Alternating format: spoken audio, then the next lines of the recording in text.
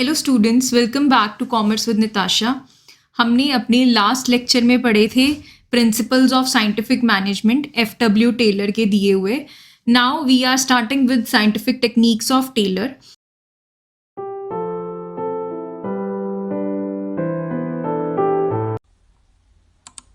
So without wasting any time, let's jump into the lecture.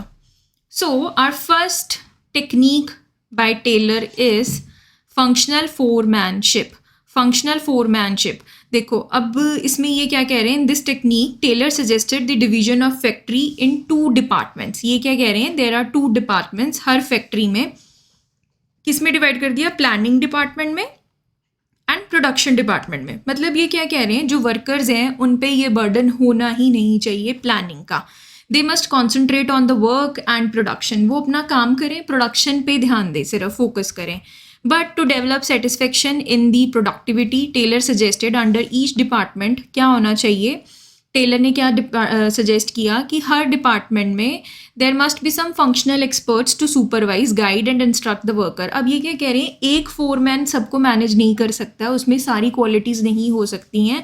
सो इन्होंने क्या किया, दोनों डिपार्टमेंट्स में, प्लानिंग डिपार्टमेंट में, प्रोडक्शन डिपार्टमेंट में 4 फोरमैन दे दिए, सुपरवाइजर्स दे दिए। फोरमैन का मतलब होता है सुपरवाइजर। तो ये फोरमैन से आप याद रखना कि 4 सुपरवाइजर्स हैं, 4 फोरमैन हैं उनके पास, ठीक है। और 2 डिपार्टमेंट्स हैं। प्लानिंग को अलग कर दिया किससे, ऑपरेशनल डिपार्टमेंट से, प्रोडक्शन डिपार्टमेंट से। सो अब इसमें वो क्या कह रहे हैं कि हर अपने फोरमैन को इंटेलिजेंट होना चाहिए, एजुकेटेड होना चाहिए, एनर्जेटिक, ऑनेस्ट, स्पेशलाइज्ड और प्रोफेशन एक्सपर्ट। तो वो हर एक फोरमैन सारे डिपार्टमेंट्स में एक्सपर्ट नहीं हो सकता, इसीलिए हमने टोटल 8 फोरमैन चूज़ किए। तो अब 4 under each department to order and guide the workers.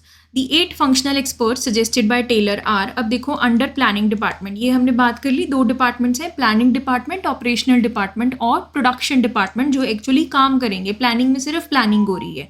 अब इसमें हमारे 4 फोरमैन हैं। देखो अब क्या है, मैं इसके लिए आपको ट्रिक दूंगी और पूरे लेक्चर के लिए ट्रिक दूंगी, ठीक है। आपको ध्यान से सुनने lecture. So first our foreman is route clerk. Route clerk नाम से ही पता चल रहा है, this foreman is responsible to fix up the sequence. हम कहते हैं ना वहाँ जाने का क्या रूट है, ये इससे आपको याद रखना है कि यहाँ पे क्या कर रहा है, वो सीक्वेंस ऑफ स्टेप्स जो हैं डिसाइड कर रहा है कि परफॉर्मिंग मैकेनिकल और मैनुअल जॉब। जैसे अगर मुझे एक पेन बनाना है, ठीक है, तो इस पेन को बनाने में जो स्टेप्स होंगे वो सीक्वेंस ऑफ स्टेप्स कौन डिसाइड कर रहा है, रूट क्लर्क। प्लानिंग डिपार्टमेंट में सब लोग कुछ ना कुछ डिसाइड, कुछ ना कुछ मैनेज कर रहे होंगे, प्लान कर रहे होंगे, ठीक है। So first is route clerk, जो route sequence of steps decide कर रहा है।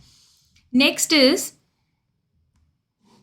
Instruction card clerk. Instruction card clerk क्या करेगा, responsible for giving general instructions. Instruction से समझ आ जाएगा, आपको याद रखना है कि ये जनरल इंस्ट्रक्शंस दे रहे हैं, necessary to carry on the job in a specified manner. मतलब कि आपको किस तरह से अपना काम करना है, उसको करने के लिए ये जनरल इंस्ट्रक्शंस देते हैं, that is instruction card clerk. Next is time and cost clerk. Time and cost clerk क्या करेगा, ये टाइम डिसाइड करेगा और कॉस्ट डिसाइड करेगा। This foreman is responsible to fix up the time for starting and completion of job. मतलब एक task आपको कितनी देर में कंप्लीट करना है, कब स्टार्ट करना है और कितनी देर में कंप्लीट करना है, ये डिसाइड करेगा। And he also prepares the cost sheet for every job. Her job के लिए, हर प्रोजेक्ट के लिए ये क्या करेंगे, कॉस्ट शीट प्रिपेयर करेंगे। रॉ मटेरियल कितने का आ रहा है, उसमें लेबर कितनी लग रही है, हर सारी कॉस्ट ये प्रिपेयर करेंगे, time and cost clerk. Next is disciplinarian. Disciplinarian क्या होगा, नाम से पता चल रहा है, अगेन जो डिसिप्लिन देखेगा, जो जिसकी जॉब ही क्या होगी, performance of job in orderly and systematic way. कि जो फर्म में, जो ऑर्गेनाइजेशन में काम हो रहा है, that should be in orderly manner, ठीक है, कि वो ऑर्डरली हो रहा है, सिस्टमैटिकली हो रहा है, कोई क्योस तो नहीं हो रहा है। सो ये these are our 4 foreman under planning department. Planning department में चारों के चारों foreman responsible for planning.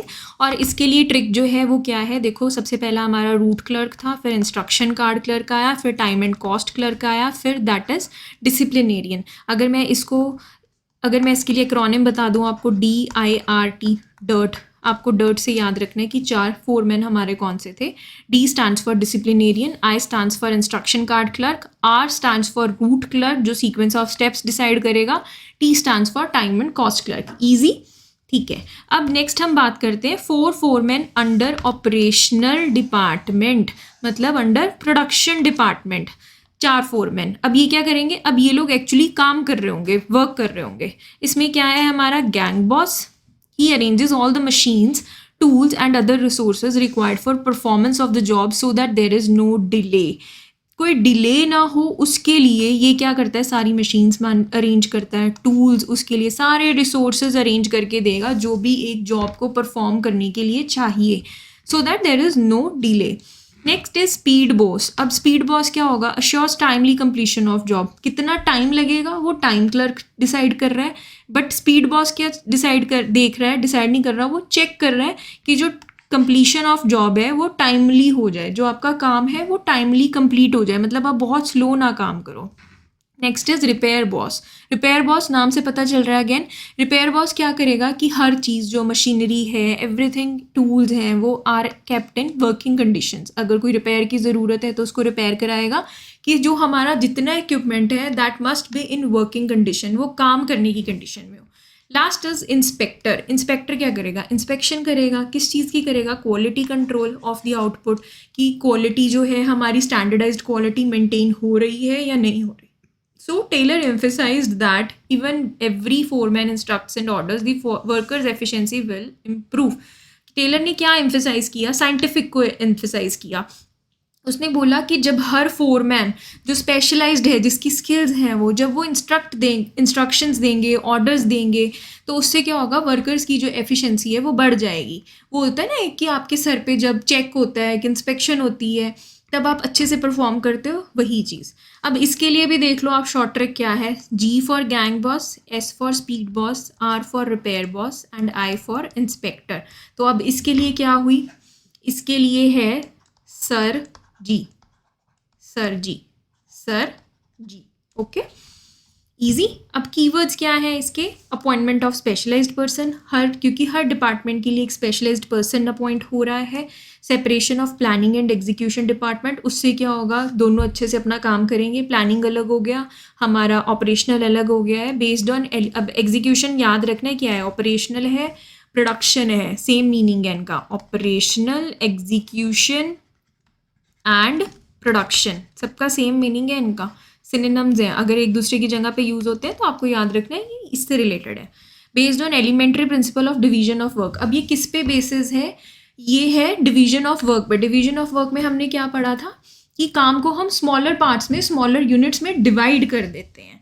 Next, violate principle of unity of command. But ये यूनिटी ऑफ कमांड को क्या करता है, वायलेट करता है। यूनिटी ऑफ कमांड में क्या था, we can take order from one boss only. ठीक है, अब इसमें क्योंकि हमें ऑर्डर देने वाले कुछ लोग हो सकते हैं, बट अलग अलग डिपार्टमेंट में है। So our second scientific technique of principle of management is standardisation and simplification of work. बहुत ईजी है, ध्यान से सुनो। स्टैंडर्डाइजेशन, स्टैंडर्डाइजेशन क्यों करती हैं कंपनीज, ताकि वो एक स्टैंडर्ड ऑफ प्रोडक्ट प्रोड्यूस करें। अब लेट्स से आपका फ़ोन है, आप कोई भी फ़ोन की एग्जांपल ले लो, ठीक है। सैमसंग अपने फ़ोन बना रहा है, एक पर्टिकुलर रेंज बना रहा है, गैलेक्सी सीरीज़ बना रहा है, या अपनी S सीरीज़ बना रहा है, S24 बना रहा है। अब ये तो नहीं होगा कि उसके सारे प्रोडक्ट्स जो S24 बन रहे हैं वो सब अलग अलग बन जाए, नहीं।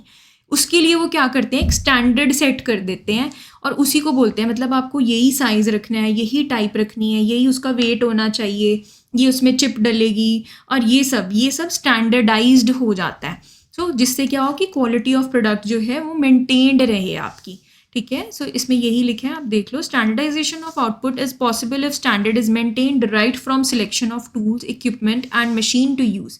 Maximise the output by keeping in mind the quality standards. अब हमने मैक्सिमाइज यहाँ भी करना है, बट हमने दिमाग में क्या रख के चलना है कि हमारे क्वालिटी ना कॉम्प्रोमाइज़ हो। हमें जितनी मर्जी यूनिट्स प्रोड्यूस करनी है, मैक्सिमम यूनिट्स, जितनी मर्जी नहीं, हमें मैक्सिमम यूनिट्स प्रोड्यूस करनी है, but taking care of the quality of products, and that is only possible if we are taking care of the standardisation of the product, ठीक है। अब क्योंकि सब कुछ डिसाइडेड है, चेक हो रहे हैं हर जगह पे। So according to Taylor, scientific methods of production must be selected to develop standard.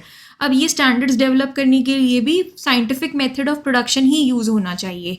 अब उसके लिए हम स्टडीज़ करेंगे, वो पढ़ते हैं कैसे होती है। Must make use of work study technique, ये ना बहुत इंपॉर्टेंट है। वर्क स्टडी टेक्निक, इसमें हम अलग अलग स्टडीज़ करेंगे। टाइम स्टडी होगा हमारा, फटीग स्टडी होगा, which includes time study, motion study, fatigue study. Okay, even modern techniques such as Kaizen, Six Sigma, etc. can be used to set up standards. Companies like Nokia, Apple, Nike, Videocon, etc. are using technique of standardization. देखो अब Kaizen, Six Sigma ना आपको ज़रूरत नहीं है कि क्या है, आपने ब्रीफ इंट्रोडक्शन देखनी है तो बस Kaizen जो है वो अपने टूल्स पे ज़्यादा वो करता है, फोकस करता है। सिक्स सिग्मा में क्या होता है कि वो देखते हैं कि हमारी जो लूप होल्स रह गई हैं जिस वजह से हम अपने टारगेट्स नहीं अचीव कर पाए हैं, वो उस पर ध्यान देते हैं ज़्यादा। अब इसके ऑब्जेक्टिव्स क्या हैं? स्टैंडर्डाइजेशन समझ गए हो आप, to reduce a given line of product to fixed type, size and characteristics, कि सारे जो हमारे प्रोडक्ट्स हैं सेम बने, जो भी हम एक फिक्स्ड लाइन ऑफ प्रोडक्ट बना रहे हैं। To allow interchangeability of manufactured parts and output among different departments and branches. अब इससे क्या होगा, वो ईजिली इंटरचेंजेबल होंगे क्योंकि अब स्टैंडर्ड सेट हो चुका है, वो किसी भी डिपार्टमेंट में जा सकते हैं, इंटरचेंज हो सकते हैं। आर नेक्स्ट हमारे क्या फ़ायदे होंगे इसके? To maintain quality standards, quality standards maintain रहेंगे। To set up performance standards of man and machine, दोनों के जो हमारे परफॉर्मेंस स्टैंडर्ड्स हैं वो भी मेंटेन रहेंगे। अब सिंप्लीफिकेशन क्या है? सिंप्लीफिकेशन देखो इसमें एम्फेसाइजेज ऑन, ये आपको याद रखना है ज़रूर, ये कीवर्ड है इसका, इसी से केस स्टडी बनती है जब भी वो बात करेंगे इसकी। Elimination of unnecessary diversity of products, size and types. मतलब जैसे लेट्स से इसमें जो एग्जांपल दिया है मैं वही बता देती हूँ आपको। एक पेपर मैन्युफैक्चरिंग इंडस्ट्री है यूएसए में जो 2000 टाइप्स ऑफ पेपर्स बना रही है, तो उसने क्या देखा, उसकी सिर्फ जो बिकने वाले प्रोडक्ट्स हैं ना, दैट इज़ ओनली 200। जो 200 की कैटेगरीज है, 200 कैटेगरीज हैं, सिर्फ वो अच्छी सेल करती हैं, उससे उनको रेवेन्यू जनरेट होता है। तो उसने क्या किया, बाकी की सारी 1800 वैरायटी को उसने क्या कर दिया, एलिमिनेट कर दिया, क्योंकि वो अननेसेसरी कॉस्ट बेयर कर रही थी कंपनी उसकी। सो सिंप्लीफिकेशन इज दिस, जब हम अपने प्रोसेस को सिंपल कर देते हैं, जितनी हमारी अननेसेसरी डाइवर्सिटी ऑफ प्रोडक्ट है, साइज है, वो सबको हम एलिमिनेट मतलब ख़त्म कर देते हैं, तब उसको बोलते हैं सिंप्लीफिकेशन।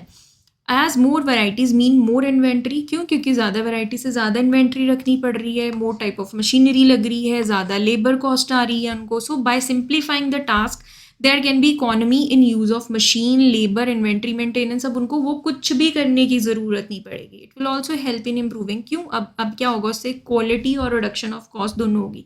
क्वालिटी कैसे इंप्रूव होगी? क्योंकि अब सारा कंपनी का फोकस जो है वो 1800 अननेसेसरी आइटम्स को बनाने से हटके सिर्फ और सिर्फ 200 प्रोडक्ट्स वो बना रहे हैं जिनकी उनको एक्चुअल सेल है, जिनकी उनके पास प्रॉफिट्स हैं। ओके, एक और एग्जांपल दी हुई है, fruit can manufacturing company reduced varieties from 200 to 32। वो 200 वैराइटीज़ बना रहे थे पहले फ्रूट कैंस की, फिर उन्होंने 32 कर दी and got efficient and effective results. उन्होंने उस पर और ध्यान दिया, उससे उनके पास और अच्छे रिजल्ट्स आए। अब इसके कीवर्ड्स क्या हैं, अगर कुछ डिफरेंट लगेगा तो मैं बता दूंगी, वैसे ये सिंपल वही बातें जो हमने ऊपर पढ़ी हैं। ओके, सो अब बात करते हैं हम अपनी स्टडीज़ की। सबसे पहले है work study. Work study it ensures maximum production at minimum cost, मतलब आपकी मैक्सिमम प्रोडक्शन होनी चाहिए किस पे, मिनिमम कॉस्ट पे, and getting best contribution from every factor. हम मतलब कोई भी जो भी रिसोर्स यूज़ कर रहे हैं उसकी प्रोडक्शन में, उससे क्या मिलना चाहिए, हमें बेस्ट कंट्रीब्यूशन मिलना चाहिए, जिसे हम बोलते हैं, क्या बोलते हैं इस चीज़ को, ऑप्टिमम यूटिलाइजेशन ऑफ रिसोर्सेज। ये ना मैं आपको इसलिए बार बार चीज़ों के सिनोनिम्स बताती रहती हूँ क्योंकि यही इंपॉर्टेंट है, इन्हीं से आप अपनी केस स्टडीज सॉल्व कर पाते हो। अगर उसने पेपर में आपको best contribution from every factor की जगह ऑप्टिमम यूटिलाइजेशन ऑफ रिसोर्सेज दे दिया, you don't need to get confused. आपको क्या पता होना चाहिए कि यहाँ पे वर्क स्टडी की बात हो रही है। मिनिमम कॉस्ट पे हमने मैक्सिमम प्रोड्यूस करना है ऑप्टिमम यूटिलाइजेशन ऑफ रिसोर्सेज के साथ। सो इसके लिए हम फर्स्ट स्टडी क्या करते हैं, फटीग स्टडी। अब फटीग स्टडी क्या है? This technique of scientific management is conducted to find out the frequency of rest intervals, the duration of rest intervals, the number of rest intervals. देखो क्या होता है, हर कंपनी में जो भी वर्कर्स काम कर रहे हैं, ऐसा नहीं है कि वो 8 आवर्स की शिफ्ट में 8 घंटे सिर्फ काम करेंगे। उनको भी कुछ अपना रीसेट करने के लिए टाइम चाहिए, उनको भी रेस्ट के लिए टाइम चाहिए। अब उसके लिए उन्होंने क्या कहा, मैनेजर की मर्जी से नहीं किया कि हाँ आप 1 घंटा इस टाइम पे रेस्ट कर लो या you just need 15 minutes to rest. उन्होंने क्या किया, उसके लिए भी एक प्रॉपर साइंटिफिक स्टडी की, कॉज एंड इफेक्ट देखा, एक्सपेरिमेंट्स करके देखे, फिर डिसाइड किया। फटीग स्टडी, फटीग का मतलब ही क्या होता है, थकावट, जब आप थक जाते हो। तो अब उन्होंने क्या बोला, कितनी फ्रीक्वेंसी पे रेस्ट इंटरवल्स होने चाहिए, कितने टाइम के रेस्ट इंटरवल्स होने चाहिए और कितने नंबर ऑफ रेस्ट इंटरवल्स होने चाहिए। फ्रीक्वेंसी का मतलब कितनी कितनी देर के बाद होना चाहिए रेस्ट इंटरवल, और कितनी ड्यूरेशन का होना चाहिए, whether it is for 15 minutes, 10 minutes और 1 hour, and the number of rest intervals की कितने होने चाहिए, दिन में 3 होने चाहिए रेस्ट इंटरवल्स, और इट कैन बी 2 और it can be only 1. A person is bound to get tired when he is performing a job for a long period of time. वो थक जाएगा. There is always need for rest interval. Taylor suggested that the time period and frequency of rest interval should not be decided by the wish and experience of manager, but to give a scientific approach. Fatigue study must be conducted. इसी चीज़ के लिए क्या करना है, fatigue study करनी है. To conduct fatigue study, Taylor suggested to observe an average worker. अब इसका मेथड बता रहे हैं. ऊपर तो इंट्रोडक्शन थी जो मैं आपको समझा चुकी हूँ कि क्या है, क्यों है, वाई, इसकी नीड क्या है, ठीक है. अब वो बात कर रहे हैं कि कैसे स्टडी, क्या करते हैं इसमें. हम क्या करते हैं, एक एवरेज वर्कर को ऑब्जर्व करते हैं when he is performing a job and note down the time when that worker starts getting tired. हम क्या करते हैं, टाइम नोट कर लेते हैं कि अब वर्कर जो है इज़ गेटिंग टायर्ड, वो थकने लग गया है. And when his efficiency level starts decreasing, थक गया है तो ऑब्वियसली अब उसकी काम करने की जो एफिशिएंसी है वो क्या हो जाएगी, कैपेसिटी जो है वो कम होनी शुरू हो जाएगी. तो हम उसको क्या करते हैं, ब्रेक दे देते हैं तभी. Then give him break. This time can be noted to decide frequency of rest interval. अब ये टाइम जो है इससे हम क्या डिसाइड कर लेंगे कि कितनी देर में वो थक रहा है, कितनी देर के बाद उसको रेस्ट इंटरवल चाहिए. And during break, after how much time the worker became fresh to rejoin the work can be the time for rest interval. अब सेकेंड पॉइंट जो था कि कितने टाइम का उनको इंटरवल देना है, ब्रेक देनी है, वो हम कैसे देखेंगे कि वो वापस कब फ्रेश हो जाता है, कब फ्रेश फील कर रहा है वापस रिजॉइन करने के लिए अपने काम को. So, if frequency and time for rest interval is fixed by observing workers definitely, it will be more scientifically. अगर मैंने अब वर्कर को ही ऑब्जर्व करके ये डिसाइड किया तो दैट इज़ मोर साइंटिफिक, बजाय मैं ये बोल दूँ कि रूल ऑफ थंब, मतलब मैं मैनेजर की विल पे ये डिसाइड हो जाए कि आपको इतनी देर के बाद इतनी देर का रेस्ट इंटरवल चाहिए. सो फ्रीक्वेंसी डिसाइड हो गई, time of rest interval decide हो गया, ये क्या हो गया, साइंटिफिकली हो गया अब काम. For example, if there are 3 shifts of work, if after one shift worker gets tired, he can be assigned first and third shift. अगर मुझे पता चल गया फर्स्ट शिफ्ट के बाद वो मैं सेकेंड शिफ्ट उसकी फ्री कर दूंगी, मतलब कि, and get rest interval in second shift. During one shift also small pauses of rest intervals can be given if it is observed that within a shift worker becomes more fresh with small breaks. अगर ये observe कर रहे हैं हम कि वो छोटी छोटी ब्रेक्स के साथ ज़्यादा फ्रेश फील कर रहा है रीजॉइन करने के लिए काम, हम तब उसको छोटी ब्रेक्स बीच में भी दे सकते हैं. मतलब साइंटिफिक स्टडी, आप समझ गए हो फटीग स्टडी क्या है, कीवर्ड्स क्या हैं, to set rest intervals, to set number, frequency and duration of rest intervals. Second is our method study. अब ये भी नाम से ही पता चल रहा है कि किस मेथड से हमें जो है प्रोडक्शन करनी है, जो हमें हमारा ऑपरेशन करना है वो किस मेथड से करना है. This method study technique of scientific management is conducted to find out the one best method or way of performing the job. अब हम इसमें करते क्या हैं, हम इसमें अलग अलग मेथड्स को एक्सपेरिमेंट करके देखते हैं कि अब कौन से मेथड में हमें लीस्ट कॉस्ट में बेस्ट रिजल्ट्स मिल रहे हैं with optimum utilisation of resources. हम उस मेथड को चूज़ कर लेते हैं. That is method study. आप पढ़ लेना, अगर आपको कोई डाउट होगा तो मुझे बताना, मैं आपको बता दूंगी. हम इसके लिए एग्जाम्पल देख लेते हैं. For production of shoes there can be labour intensive method and machine intensive method. To find out which is best management must evaluate the cost of production. अब मैंने क्या किया, देखो अब ना वो कह रहे हैं कि शू कंपनी है, उसको शूज़ बनाने हैं, उसके लिए 2 मेथड्स हैं, मेजरली 2 ही मेथड्स होते हैं. There is one labour intensive techniques and second is capital intensive technique, that is machine intensive method जो इसमें बताया हुआ है. कैपिटल और मशीन इंटेंसिव. लेबर इंटेंसिव में क्या होगा, when we use more labour than capital. जब मैं अपनी कैपिटल से ज़्यादा, मशीनरी से ज़्यादा लेबर यूज़ करूँगी, और मशीन इंटेंसिव मेथड और कैपिटल इंटेंसिव मेथड में वाइस वर्सा हो जाएगा, when we use more capital than labour. ठीक है, जब हम लेबर से ज़्यादा अपनी मशीनरी यूज़ करेंगे. तो मैं क्या करूँगी अब इसमें, which method is best for, तो मैं आर ऑर्गेनाइजेशन, तो मैनेजमेंट क्या करेगी, दोनों को इवेल्युएट करेगी कि कॉस्ट किसकी आ रही है, प्रोडक्शन की कॉस्ट जो है, both the methods, and compare the methods with available resources of the company. Company के पास क्या है, कंपनी के पास अगर मशीनरी अवेलेबल ही नहीं है, सिर्फ और सिर्फ लेबर ही अवेलेबल है, तो वो ऑब्वियसली लेबर इंटेंसिव टेक्निक भी करेगी। क्यों? क्योंकि उसके लिए उसकी कॉस्ट कम है। अगर वो मशीनरी लेके आती है तो उसके लिए उसकी कॉस्ट बढ़ जाएगी। So the method which involves minimum cost and exploits maximum resources must be selected as the best method of production. Simple. So this is very simple. ये क्या थी हमारी method study. Method study के keywords क्या है? Finding the best way of doing a job, selection of method which minimizes the cost and maximizes the quality and satisfaction of customers. Next is time study. So this technique of time study is conducted to determine or the objectives of time study are, मतलब अब इसको conduct करने के क्या reasons हैं, हमारे objectives क्या हैं। टाइम स्टडी, आपको नाम से ही पता चल रहा है टाइम स्टडी क्या करेगी। The standard time required to perform a job, अब एक जॉब को परफॉर्म करने के लिए कितना टाइम लगता है। फटीग स्टडी में हमने रेस्ट इंटरवल्स सिर्फ डिसाइड किए थे, वर्क स्टडी में हमने सिर्फ और सिर्फ मेथड डिसाइड किया है, मेथड स्टडी में सॉरी, ये हैं तो सारी पार्ट्स वर्क स्टडी के। अब हम टाइम स्टडी पढ़ रहे हैं, इसमें हम टाइम डिसाइड करेंगे कि टू डू दैट जॉब हमें कितना टाइम चाहिए, स्टैंडर्ड टाइम क्या होना चाहिए। Setting up the standard target for workers, जिससे हम क्या कर सकते हैं, एक स्टैंडर्ड टारगेट दे सकते हैं, क्योंकि मुझे पता चल गया है कि अब इस काम को करने के लिए इतना टाइम लगता है, तो मैं अपने वर्कर्स के लिए स्टैंडर्ड टारगेट भी सेट कर सकती हूँ। और third is determining the number of workers required to perform a job. मुझे ये भी पता चल जाएगा अगर मेरे पास एक प्रोजेक्ट है कि 1000 मशीनरी मैंने जो है 1000 units of that machinery, particular machinery produce करनी है, तो मुझे पता चल जाएगा अगर मैंने वो एक महीने में करनी है तो मेरे को उसके लिए कितने वर्कर्स की रिक्वायरमेंट है।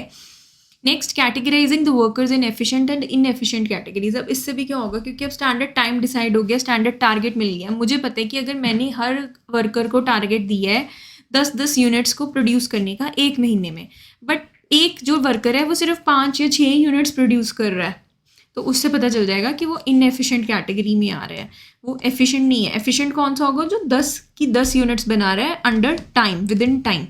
ओके, सो इसमें हम वर्कर्स को अपने कैटेगराइज भी कर पाते हैं एफिशिएंट और इनएफिशिएंट में। Taylor suggested that the time required to perform the job should not be decided by intuition. ये आपको हर किसी में ही लाइन लिखनी है, will and wish of manager, but time study must be conducted to determine the standard time scientifically.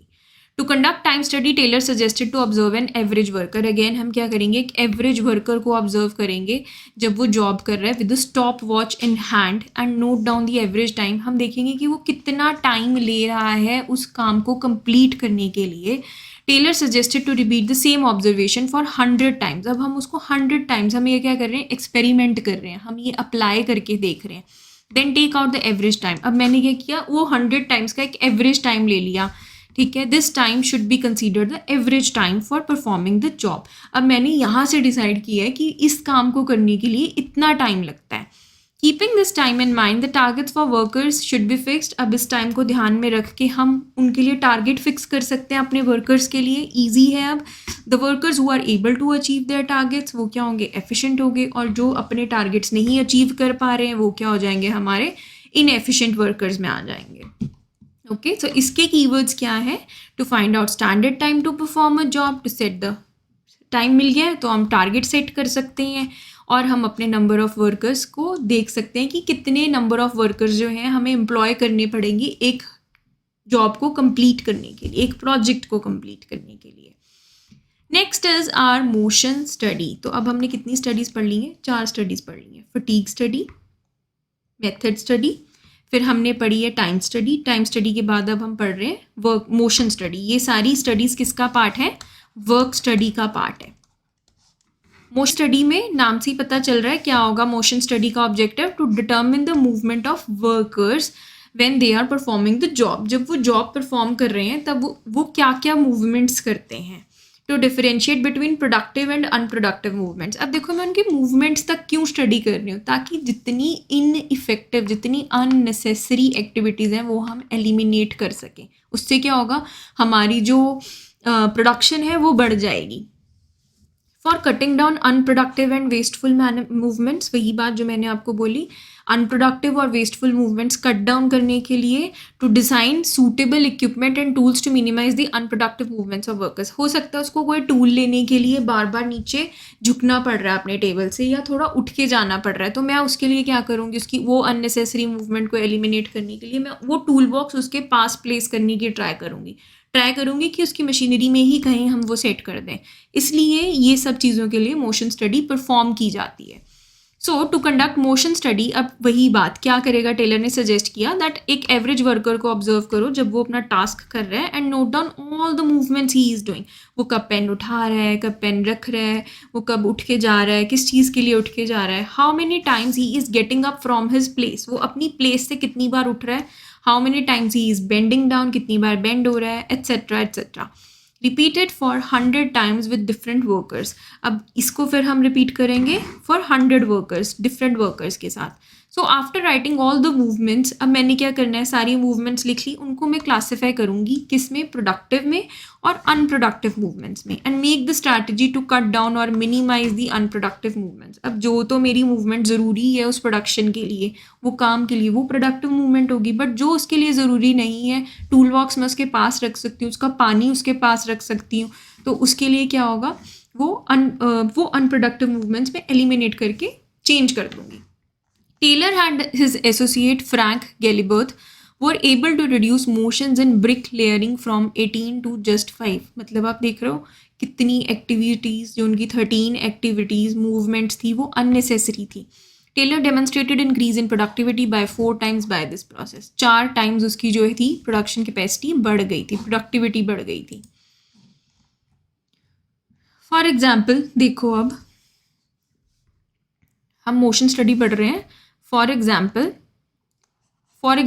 motion study की, while observing an average worker, if it is observed that worker has to bend frequently to pick up the tools from the toolbox placed under his table, then a stool can be placed near his seat to keep the toolbox so that worker does not waste his energy in bending again and again। वो नीचे ना झुके बार बार, मैंने क्या किया, एक stool लगा के उस पर उसका टूल बॉक्स रख दिया।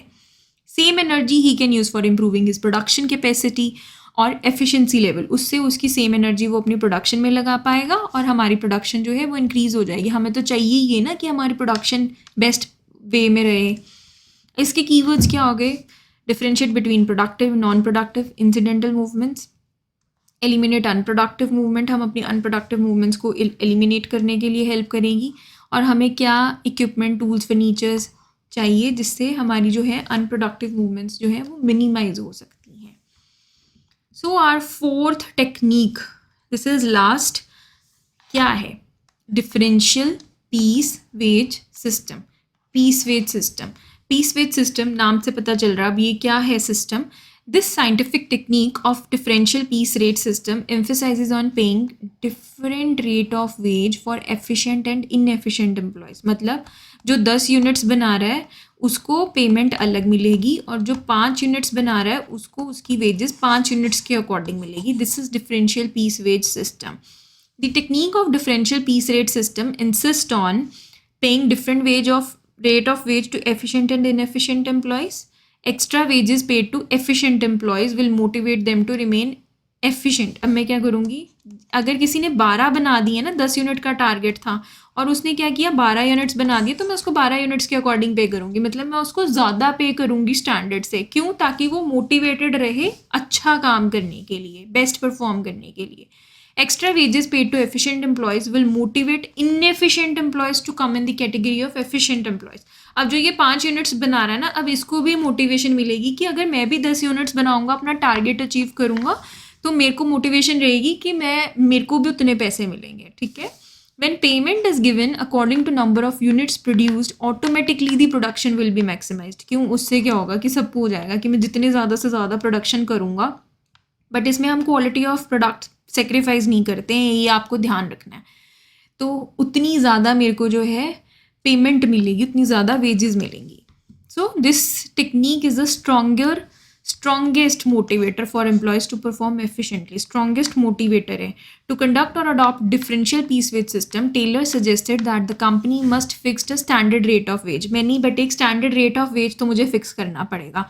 कि आपको एक यूनिट के 100 रुपीज़ मिलेंगे या आपको एक यूनिट के 1000 रुपीज़ मिलेंगे.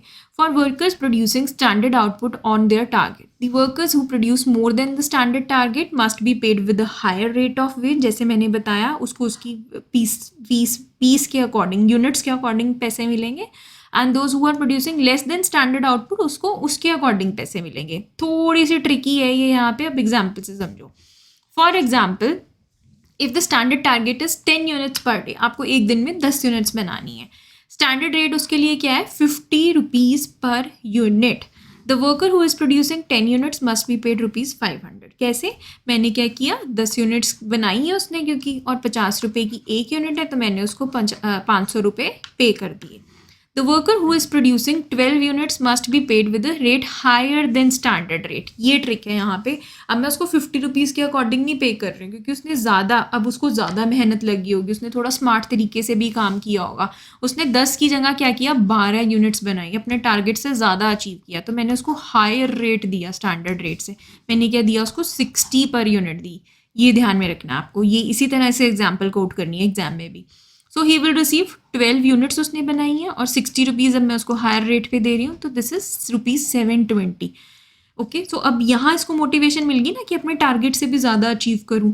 और जो इनएफिशिएंट वर्कर है उसको भी मोटिवेशन मिलेगी. इनएफिशिएंट वर्कर क्या होगा, the worker who is producing less than standard output must be taxed and penalised bye paying less than standard rate. अब मैं उसको क्या करूँगी, मैं उसको स्टैंडर्ड रेट भी नहीं दूंगी क्योंकि उसने अपना टारगेट नहीं अचीव किया है. मैं बोलूँगी तुम भाई इससे भी कम पैसे लो. मैं उसको क्या बोलूँगी, 40 रुपीज़ पर यूनिट मिलेगी क्योंकि तुमने अपना स्टैंडर्ड ही नहीं अचीव किया है. 8 यूनिट्स उसने बनाई है, यहाँ पे ये गलत दिया हुआ है.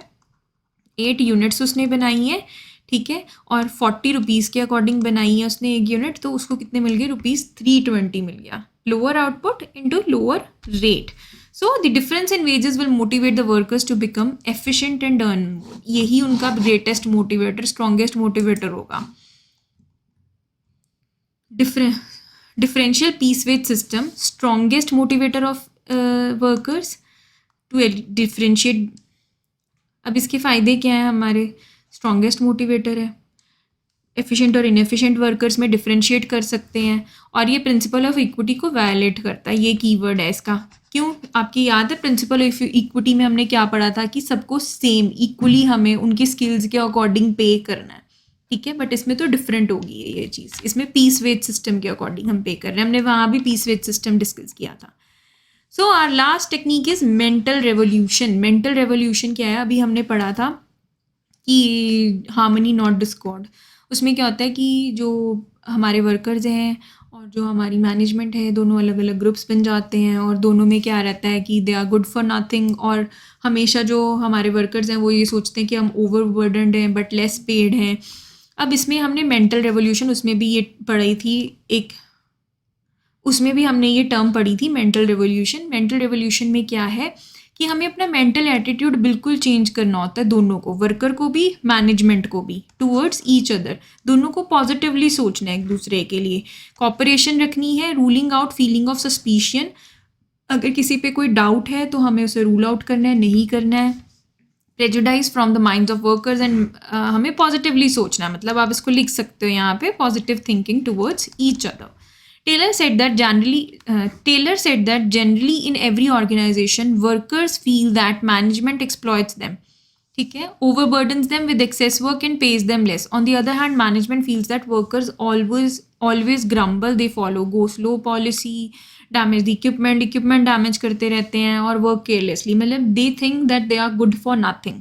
But both the group suspect each other. एक दूसरों को हमेशा सस्पेक्ट ही करते रहते हैं. In the technique of mental revolution, Taylor ने क्या बोला, दोनों को एक दूसरे के लिए ड्रास्टिकली एटीट्यूड चेंज करना है, बिल्कुल पॉजिटिव थिंकिंग रखनी है, कॉपरेशन रखनी है. वही जो मैंने टर्म आपको मेंटल रेवोल्यूशन वहाँ समझाई थी, सेम चीज़ यहाँ पे है. So this is it. With this your chapter principles of management is completed, is finished.